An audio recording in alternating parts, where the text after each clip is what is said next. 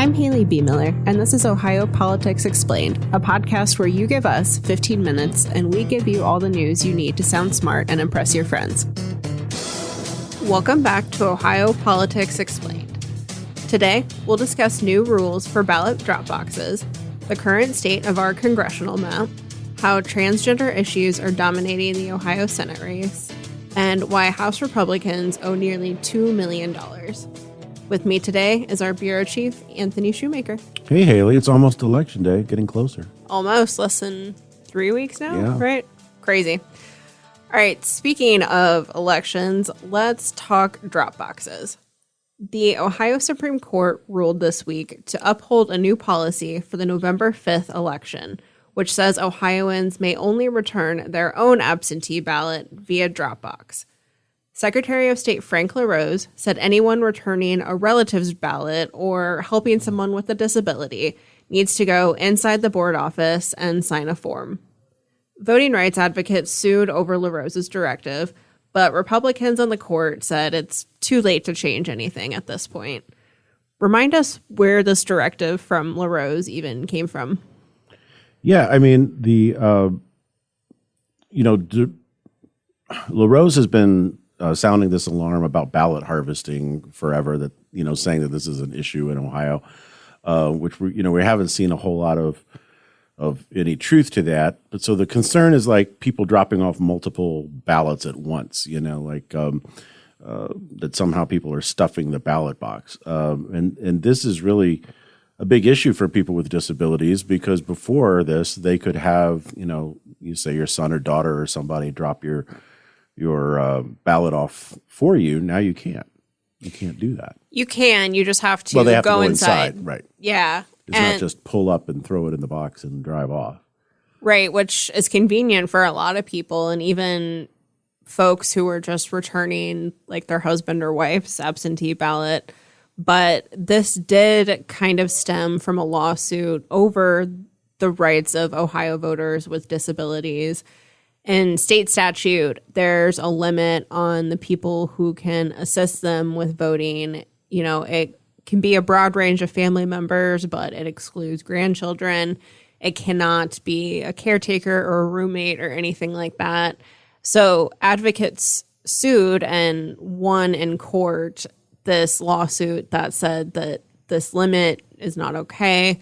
Federal law says basically anyone can help with a voter with a disability as long as it's not their employer or their union representative. So advocates won this lawsuit, and then LaRose turned around and issued this directive because he said there's still a vested interest in ensuring that ballot harvesting does not occur sort of outside of the framework of voters with disabilities. Yeah, and we saw this as another 4-3 ruling by the court along party lines. And, one of the things that was mentioned in the majority opinion was that, that the court should refrain from making changes to the rules. And LaRose has made this rule, and that, it should stick. It's too late. That's kind of what the majority of Republicans are saying.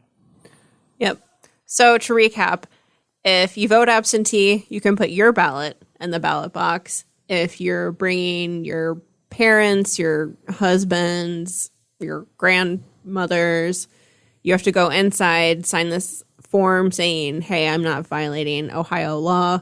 Same thing if you're assisting someone with a disability, you have to go inside and sign this form. Our next topic is congressional districts. Issue 1 is on the ballot because backers think a broken redistricting system produced bad maps. Opponents disagree, of course, and say Ohio should maintain the status quo.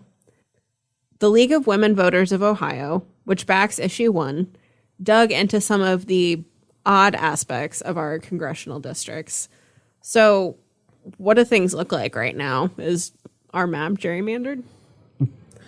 Yeah, I mean, Ohio is one of the most gerrymandered states in the country. I mean, you could look at some past maps of Ohio and say they're worse than the current map. I think back to what they used to call the Snake on the Lake district that Marcy Kaptur used to have that connects downtown Toledo to downtown Cleveland. So we don't have that one anymore.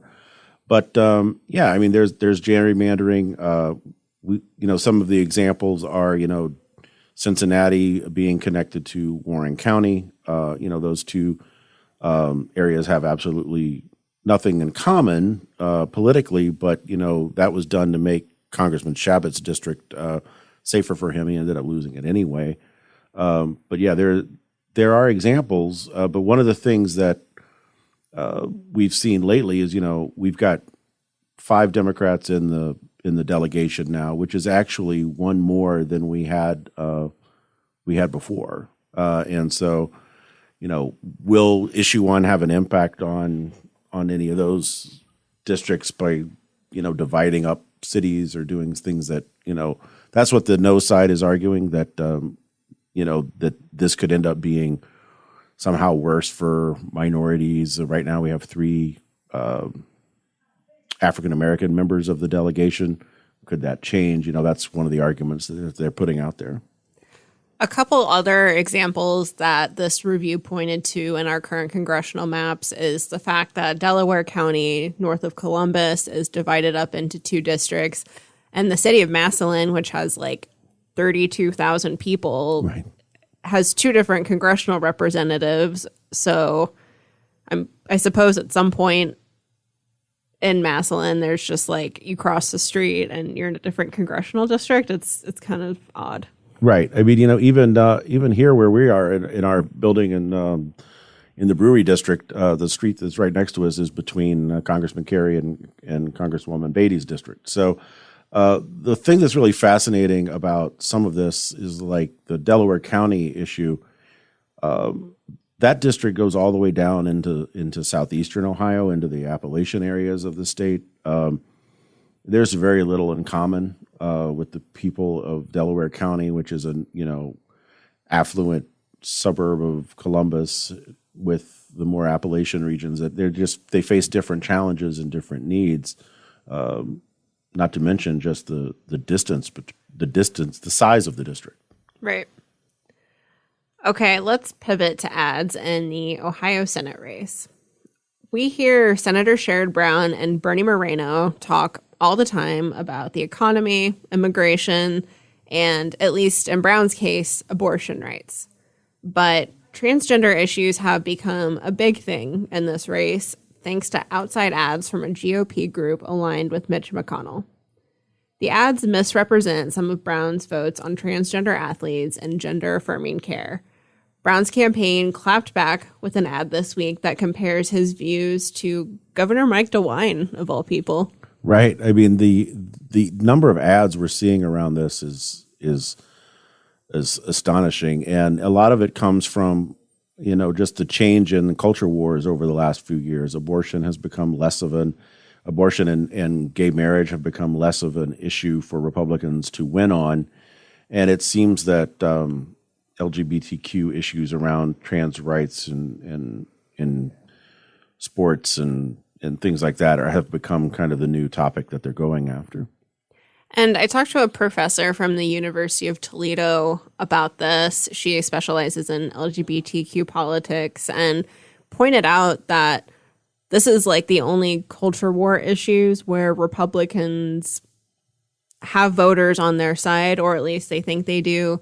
Public polling has shown that voters in Ohio and nationwide have pretty complex views about transgender rights.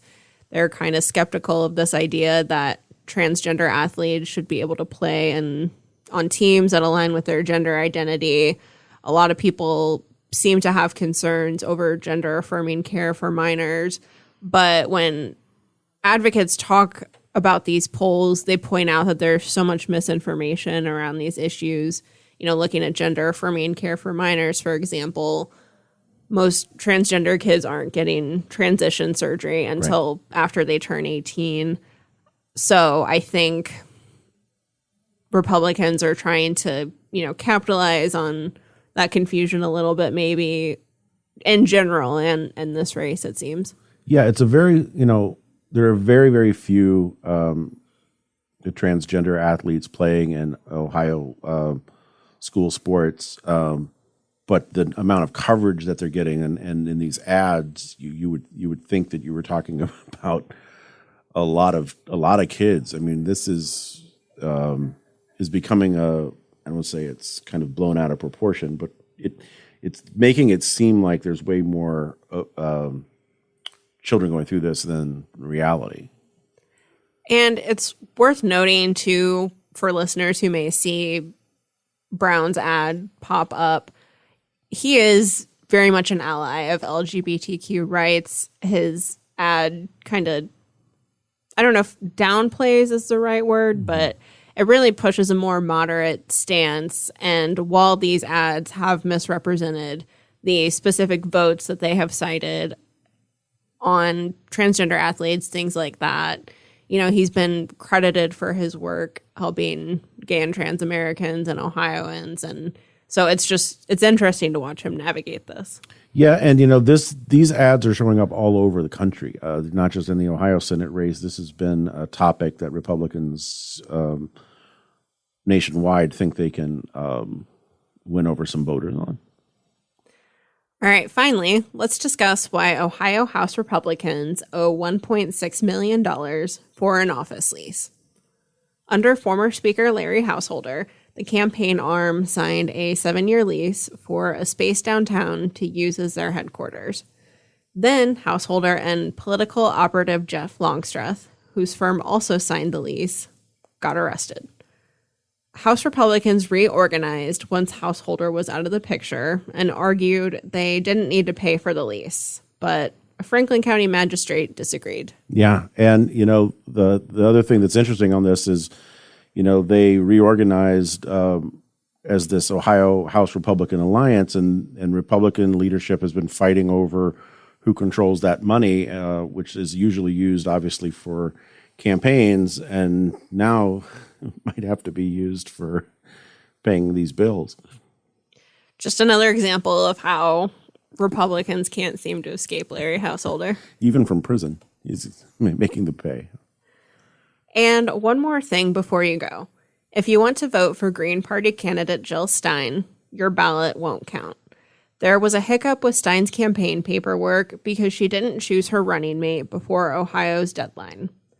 Now, Stein has sued Secretary of State Frank LaRose, so we'll see if we hear any more about this. Ohio Politics Explained is brought to you by the USA Today Network Ohio Bureau. You can check us out on X, formerly known as Twitter, @Ohio Explained.